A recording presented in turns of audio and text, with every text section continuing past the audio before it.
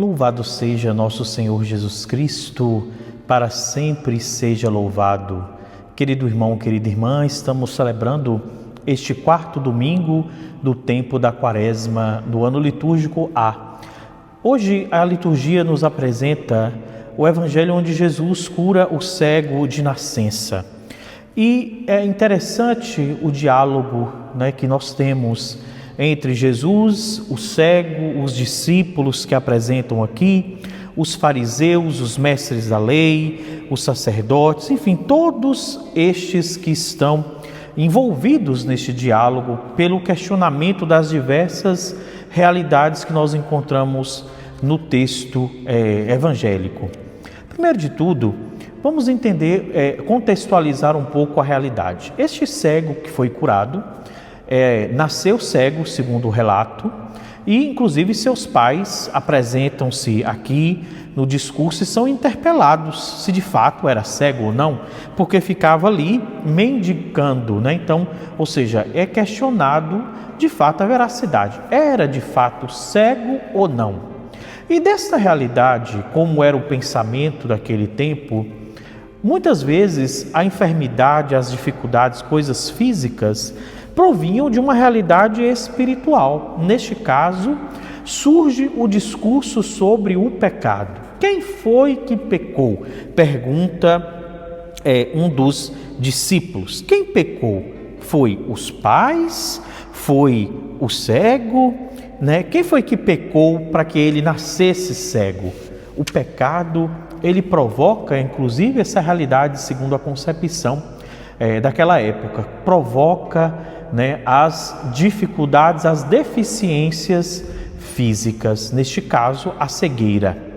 O que é que nós temos diante de nós? Nós temos uma compreensão de mundo totalmente diversa, talvez, do que nós temos hoje. Sabemos que não é por uma questão meramente espiritual, não é por uma questão espiritual que a pessoa nasce com uma deficiência.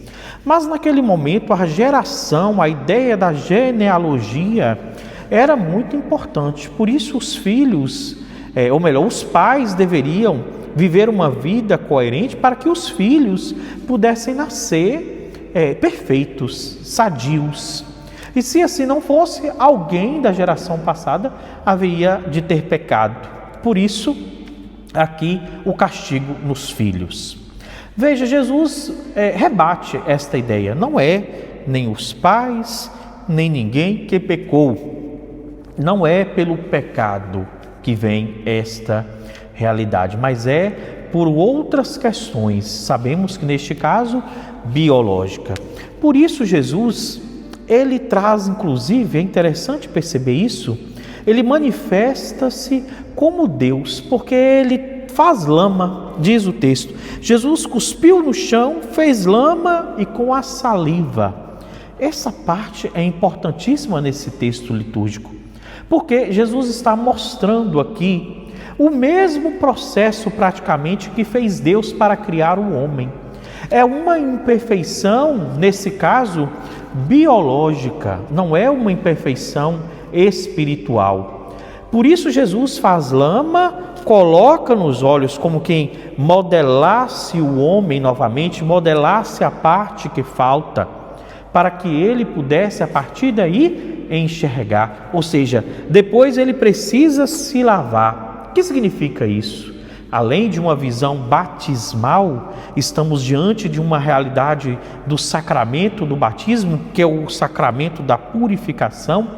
Nós temos ali também uma realidade onde retira-se todos os excessos. Sabemos que quando se faz alguma coisa, principalmente do barro, precisa tirar os excessos para que fique perfeito. Então, o cego de nascença, passa por este processo da criação, apresenta para nós o texto bíblico.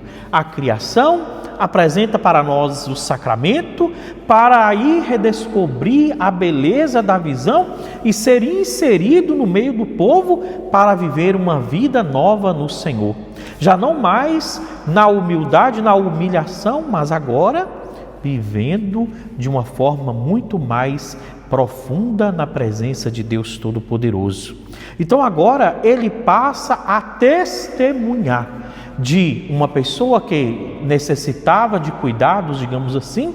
Ele passa agora a ser evangelizador, a testemunhar e a proclamar a graça de Deus, passando pelo sacramento do batismo. Aqui surge, queridos filhos, de fato, uma das grandes realidades da tríade múnera do sacramento do batismo. Temos então ele que se coloca agora como profeta, como anunciador da palavra de Deus. Todo aquele que recebe o sacramento do batismo deve, portanto, a partir da realização, da inserção no corpo místico de Cristo, dessa participação na graça salvífica, agora proclamar o nome do Senhor Jesus. Por isso ele passa por para um segundo cenário. Se você ler a narrativa bíblica, e eu te aconselho a fazer essa leitura, você vai perceber que parece que nós estamos em 2 ou 3 ou mais momentos diferentes, cenas diferentes. É Jesus que encontra com o cego, Jesus depois que dialoga com os discípulos, Jesus que depois dialoga com o cego novamente, os fariseus que dialogam com esse cego, os fariseus que depois vão dialogar com os pais. Ou seja, são diversas cenas para dizer: este é o caminho.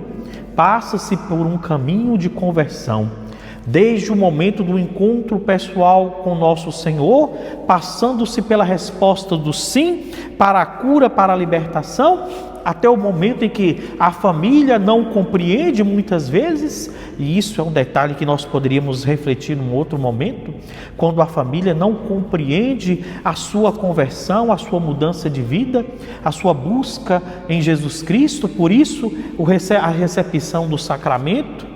E aí é um debate que nós poderíamos fazer, talvez certamente num outro momento, talvez aqui no nosso canal, e seria interessante.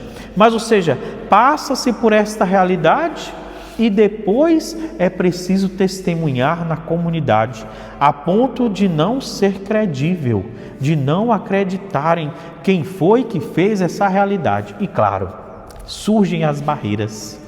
Curaram no sábado? Curaram, mas não é permitido, ou seja, isso não pode fazer, isso não deve fazer. Começam as diversas situações que impedem da graça de Deus alcançar o outro.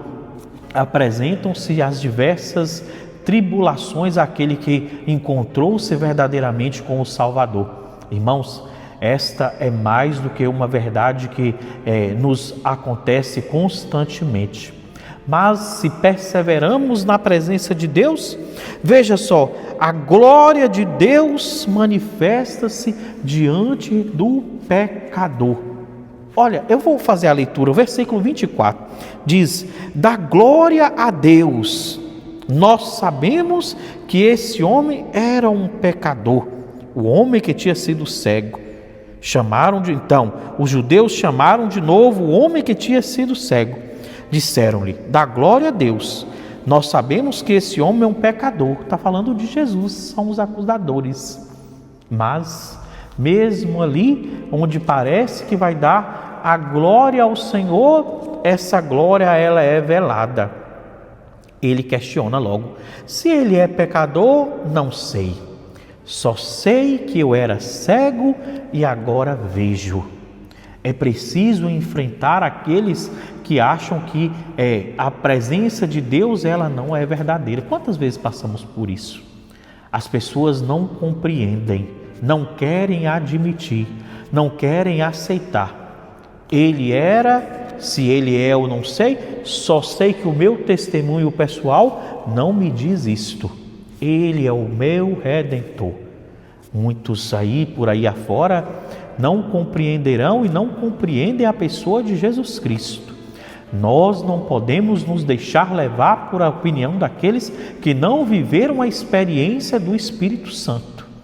Por isso, dizer: eu acredito, Ele me curou, eu agora posso testemunhar com a minha vida, com a minha história: Jesus é o meu Redentor, é o meu Salvador. Tu és, Senhor, o Senhor da minha vida, o Senhor da minha história. Eu creio, Senhor. Conclui o cego agora que passou a enxergar. Eu creio, Senhor. Eu creio que Tu és o meu Salvador. Proclamemos, irmãos e irmãs, na alegria deste domingo, a realidade desse Cristo que vem, que vai passar pela paixão, que vamos viver as trevas do sábado santo, mas que possamos depois, no domingo da ressurreição, proclamar a alegria da ressurreição, da graça e da redenção alcançada para nós por meio da cruz de nosso Senhor. Que a alegria do Senhor seja a vossa força, hoje e sempre. Louvado seja nosso Senhor Jesus Cristo, para sempre seja louvado. Deus os abençoe, em nome do Pai, do Filho e do Espírito Santo. Amém. Salve Maria.